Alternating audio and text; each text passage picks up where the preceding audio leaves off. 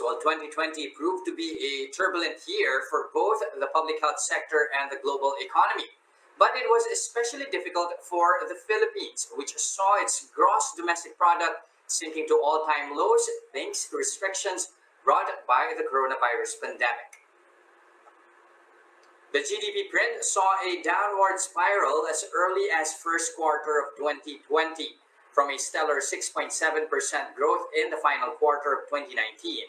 The GDP contracted to negative 0.7%. This is a revision of the PSA's initial record of negative 0.2%, and the first time the country saw a slump since 1998.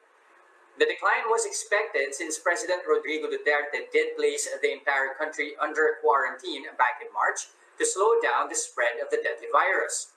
But the magnitude of the fall was not anticipated by the government and private economists.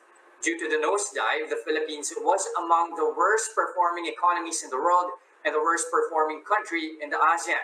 However, Acting NEDA Secretary Carl Kendrick Chua said this was simply the price we had to pay to save hundreds and thousands of lives.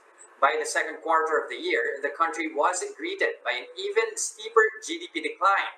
This as the Philippines plunged into a technical recession following a GDP print of negative 16.9%. That's due to the back-to-back declines in manufacturing, construction, transportation, and consumer spending.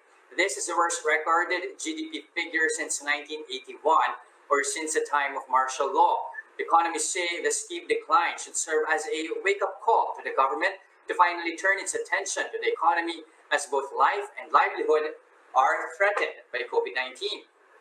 In the third quarter, the Philippines posted a less severe contraction of 11.5%.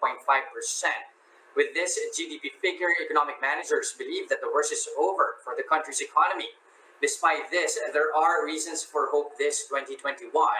These include the ongoing developments in anti-COVID vaccines, continued infrastructure push, the signing of the 2021 budget, and the possible early enactment of key legislation such as CREATE, FIST, and Guide Bill. However, many challenges remain. These consist of the effects of the consecutive typhoons that hit the country, logistical issues of vaccine procurement, and the new mutation of the coronavirus strain.